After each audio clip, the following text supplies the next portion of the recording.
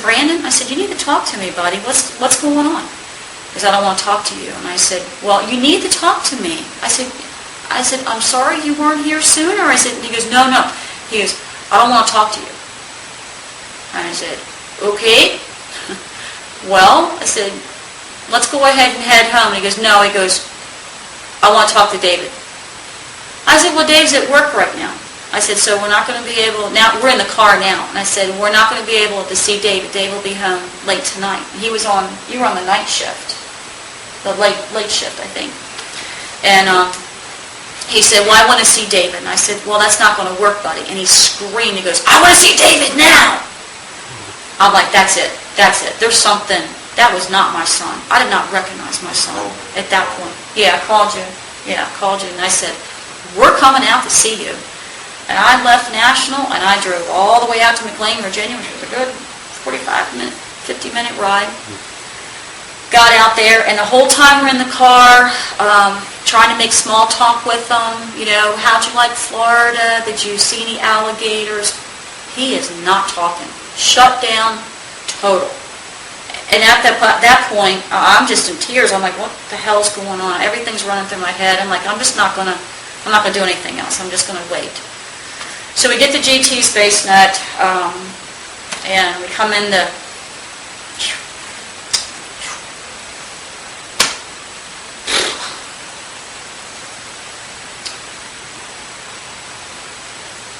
We come in the double doors, and he sees David, and he jumps up in his arms, and all he said was, can I call you Dad?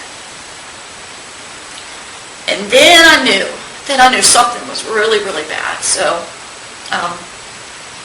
he spent more time with Dave trying to recover from whatever the situation was. He still wouldn't talk to him, though. Dave, trying to get Dave, like, can you talk to him and figure out what's going on? He had no part of it. So obviously I realized, I'm like, okay, gotta get him in counseling. And I'd already started a counseling with all the issues that had happened with Roy and the drinking and showing up take him, and there was just too many scenes that he had seen that I knew he'd be affected by it. So I'd already had him in some counseling, minor counseling, but I knew this was going to have to be more. So the very next day I took off work and took him to Andrews and got him enrolled in a great counseling session, which was the best thing for him. Did you ever find out what happened? I sure did. I called Roy, obviously. I called Roy, and I'm like, listen, this is not, I don't know what the hell you did. I said, but our child's in bad shape. And he said, yep, he's just like me. How do you like it? He said, I made him just like me. So for the rest of your frickin' life, you can live with somebody just like me. I said, that's great, Roy. I said, that's just wonderful. Well, what I found out through counseling, and eventually Brandon talks about it now, he made him smoke a cigarette, drink alcohol, watch porn, taught him how to cuss, and just how to be an absolute dirtbag, which are all Roy's little ways of retaliation and damaging somebody to hurt me. Okay. Regarding Roy and his relationship with his siblings or his other family members, when we met last time, we talked a little bit about why Roy has been estranged from his sister and his niece. Can you just talk a little bit about what you know about that?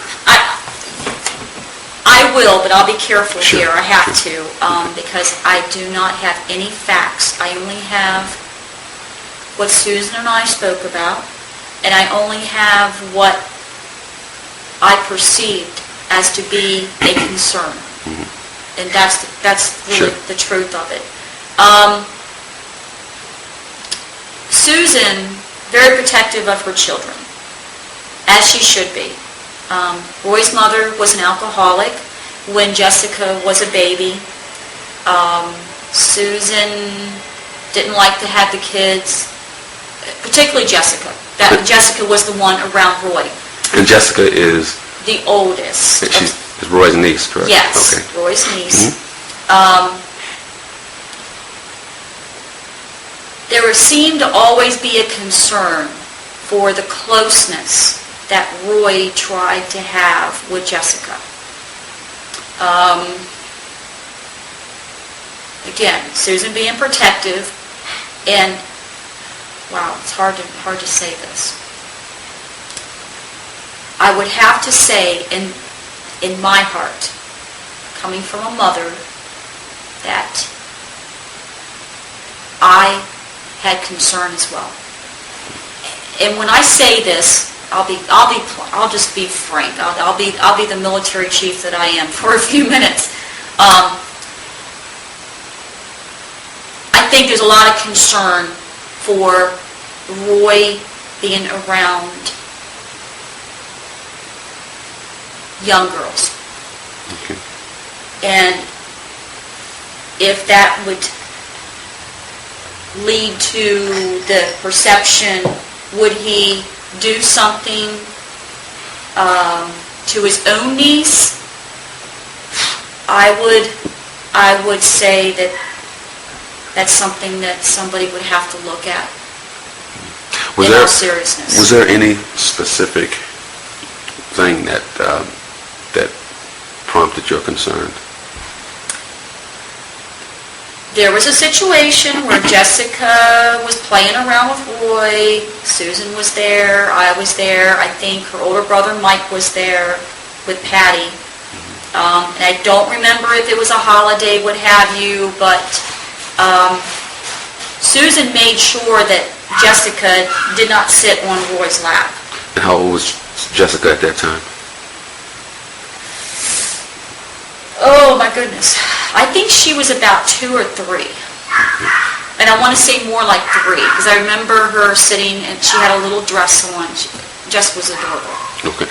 And about how long had Roy been sort of estranged from Jessica and Susan?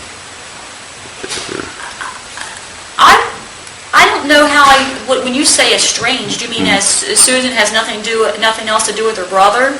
Yes. It was almost always like that. In all honesty, it was always like that. Susan and I always got along, and she would always look at me and she goes, "What in the hell do you see in my brother?" And I go, "I don't know, and hey, should have been, hey, Crystal, wake up." But Susan never really liked Roy. She didn't approve of his lifestyle. She didn't approve of his mouth. She didn't approve of everything. Him as a father, especially. But it was always there. I always felt it. I could see it. I could hear it. It got worse when we were divorced. When we were divorced, that was the end of their relationship. That was pretty much it. I think Susan spoke to him when she had to, but she really wrote him off at that point. And especially when Roy had nothing to do with Brandon and obviously wasn't paying child support. I was working 3 jobs. Susan knew what I was going through. I was going through a hell of a time. And then all the crap that Roy was doing to Brandon, we spoke. I filled her in. Her parents thought I was some whack job just trying to take Roy down and keep Roy away from Brandon. But Susan believed everything I said. And she was the person that, thank God for her, the normal one in the group is what I call her. Everybody else is kind of strange. Mm-hmm. And at some point, Roy was